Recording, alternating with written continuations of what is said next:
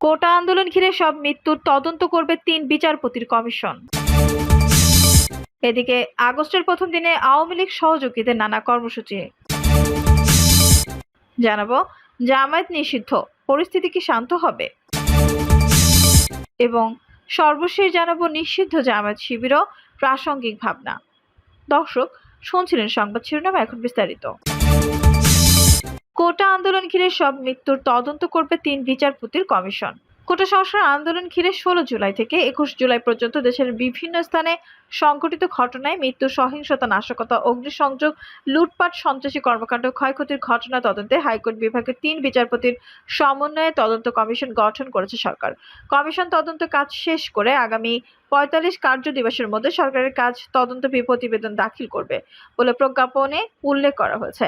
একই সঙ্গে আগের প্রজ্ঞাপন রহিত করেছে সরকার। নবগঠিত তদন্ত কমিশনে ১৬ জুলাই থেকে ২১ জুলাই পর্যন্ত কোটা সংস্কার আন্দোলনের সময় সংঘটিত মৃত্যু, সহিংসতা, নাশকতা, অগ্নিসংযোগ, লুটপাট, সন্ত্রাসী কর্মকাণ্ড এবং ক্ষয়ক্ষতির ঘটনা তদন্ত করবে। প্রজ্ঞাপনটিতে বলা হয়েছে, ওই ৬ দিনে নিহত ব্যক্তিদের মৃত্যুর কারণে উদ্ঘাটন এবং তাদের মৃত্যুর জন্য দায়ী ব্যক্তিদের চিহ্নিত করবে এই কমিশন। একই সঙ্গে ওই সময়ে সংঘটিত সহিংসতা, নাশকতা, অগ্নিসংযোগ, লুটপাট ও সন্ত্রাসী কর্মকাণ্ডের জন্য দায়ী ব্যক্তিদের চিহ্নিত করবে কমিশন।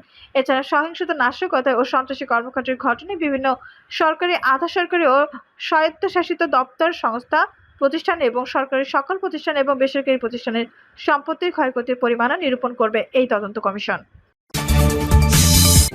আগস্টের প্রথম দিনে আওয়ামী লীগ সহযোগীদের নানা কর্মসূচি। আলোচনা সভা, দোয়া মাহফিল, স্বেচ্ছায় রক্তদান, দুস্থদের মাঝে খাদ্য বিতরণ ও বঙ্গবন্ধুর প্রকৃতিতে শ্রদ্ধা বিনোদন সহ শোকাবহ আগস্টের প্রথম দিনে নানা কর্মসূচি পালন করেছে আওয়ামী লীগ ও দলটি সহযোগী এবং ভাতৃপ্রীতম সংগঠনের নেতাকর্মীরা। অনুষ্ঠান শেষে ১৫ই আগস্টের শহীদ ও সাম্প্রতিক সহিংসতায় নিহতদের বিদেহী আত্মার মাগফিরাত কামনায় মিলাদ ও দোয়া মাহফিল করা হয়।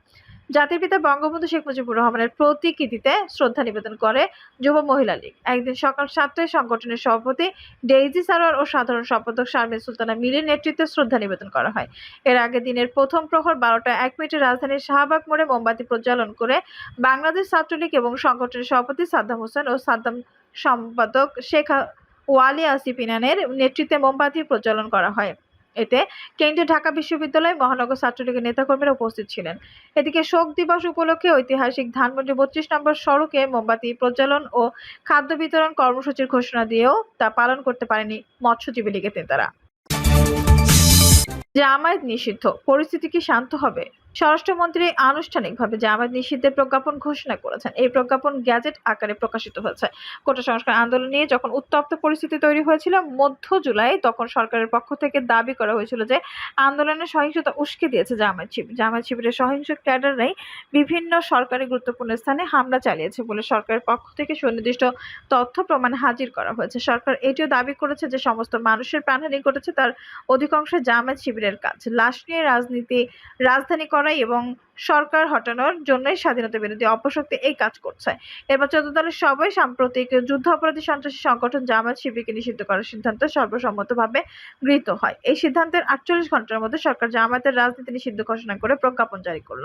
এখন প্রশ্ন উঠেছে যে জামায়াতের রাজনীতি নিষিদ্ধ করার ফলে কি পরিস্থিতি শান্ত হবে, নাকি জামায়াতের সহিংস তৎপরতা নতুন করে শুরু হবে? স্বরাষ্ট্রমন্ত্রী বলেছেন, জামায়াত নিষিদ্ধ করার প্রতিবাদে যদি কোনো নাশকতা সৃষ্টি করার চেষ্টা করে সেটি মোকাবেলার জন্য প্রস্তুত আছে। কিন্তু প্রশ্ন হলো যে জামায়াত কি বর্তমান পরিস্থিতির প্রধান প্রতিপক্ষ, নাকি প্রধান প্রতিপক্ষ শিক্ষার্থীরা?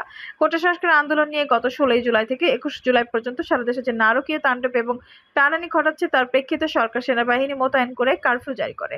সেনা মোতায়েনের পর পরিস্থিতি আস্তে আস্তে উন্নতি হচ্ছে, কিন্তু লক্ষণীয় ব্যাপার যে সেনাবাহিনী মোতায়েনের পর বিএনপি জামায়াতের আন্দোলন এবং নাশকতা কমলে শিক্ষার্থীদের আন্দোলনের ধারা অব্যাহত রয়েছে।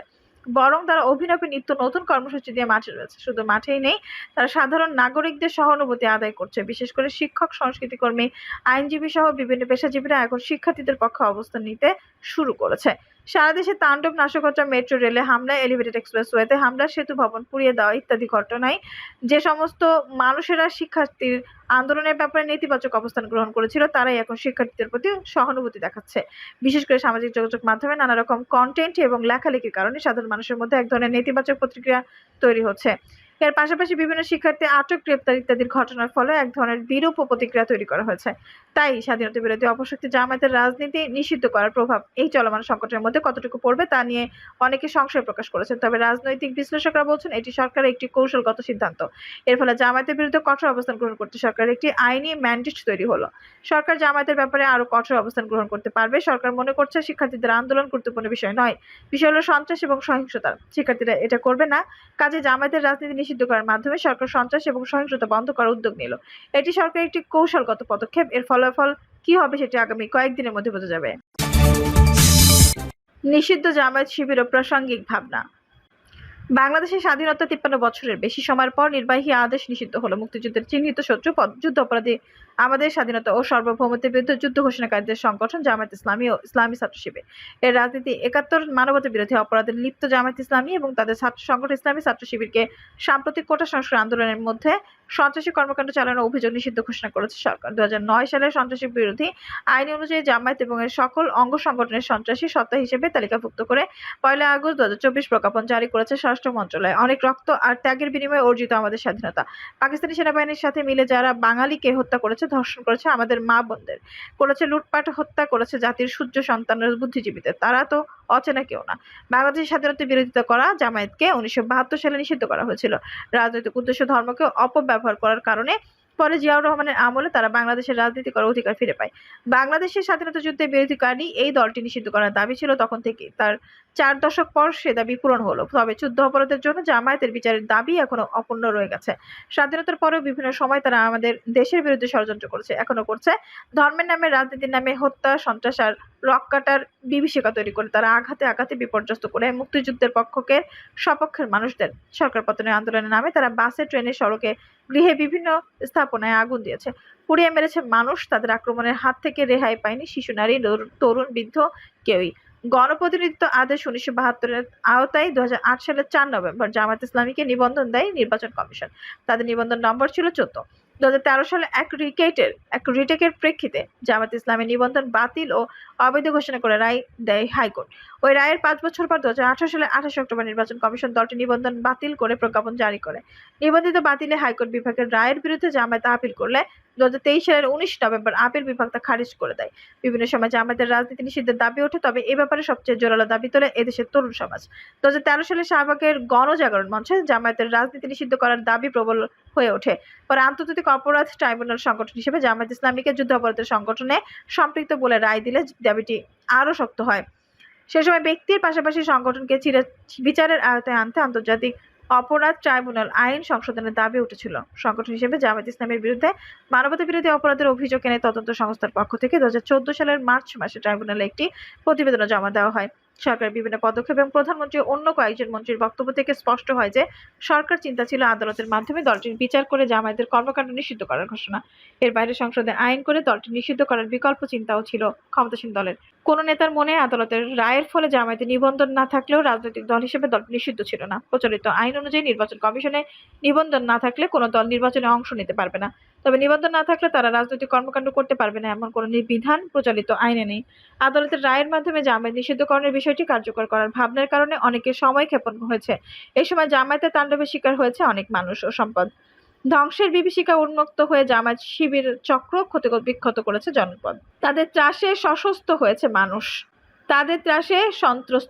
মানুষ। অবশেষে কোটা বিরোধী আন্দোলনকে কেন্দ্র করে সৃষ্ট ধ্বংস তাণ্ডবের পর আইন মন্ত্রী বলেন, যখন কোনো দল নিষিদ্ধ হয় তখন নির্বাহী আদেশে হয়, বিচার বিভাগে আদেশ হয় না। সঙ্গত কারণেই জামায়াত শিবির চক্রের বিভীষিকায় ক্ষতিগ্রস্তরা প্রশ্ন করতে পারেন, মানবতা, অগ্রসরতা ও সুন্দর বিরোধী জামায়াতের রাজনীতি নিষিদ্ধ করার এই গুরুত্বপূর্ণ ভাবনার সিদ্ধান্ত উপনীত হতে সংশ্লিষ্টরা কেন নিলেন এত সময়?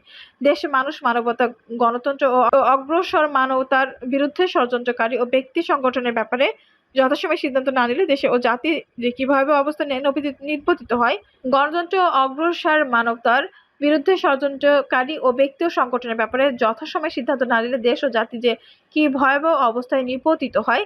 জামায়াত শিবিরের রাজনীতি নিষিদ্ধের কারণে কালক্ষেপণ তার একটি জ্বলন্ত উদাহরণ।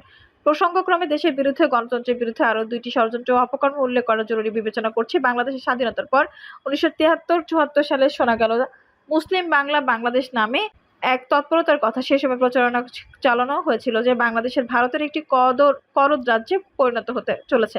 ভারতের নানা শর্ত মেনে এবং ভারতের আজ্ঞাবহ হয়ে দেশ শাসন করেছে। সে সময় সরকার আরও প্রচারণা চালানো হচ্ছিল যে ভারত বাঙালির মুসলিম চেতনাকে ধ্বংস করে বাংলাদেশকে একটি হিন্দু রাষ্ট্র বানানোর পায়তারা করছে। এসব কথিত তৎপরতা ঠেকানোর জন্য বাংলাদেশকে ইসলামী ভাবধারা ও মূল্যবোধ নির্ভর রাষ্ট্রে পরিণত করাই ছিল নাকি মুসলিম বাংলা আন্দোলন। এর উদ্দেশ্য তখন আমরা বয়স 11-12 বছর।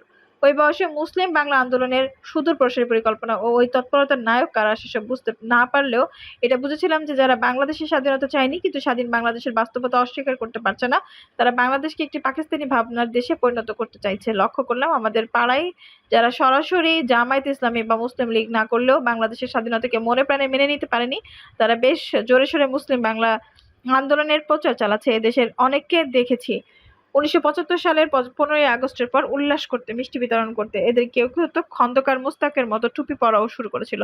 ২০২১ সালের মে মাসে সৌদি আরবের রিয়াদ থেকে এক পরিচিত প্রবাসী বাংলাদেশি ফোন করলেন আমাকে। ছাত্রজীবনে তিনি ছাত্রলীগ করতেন।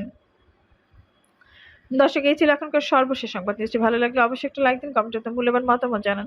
সবসময় আমাদের পাশে থাকতে সাবস্ক্রাইব করে বেল বাটনটি অন করে রাখুন। ধন্যবাদ।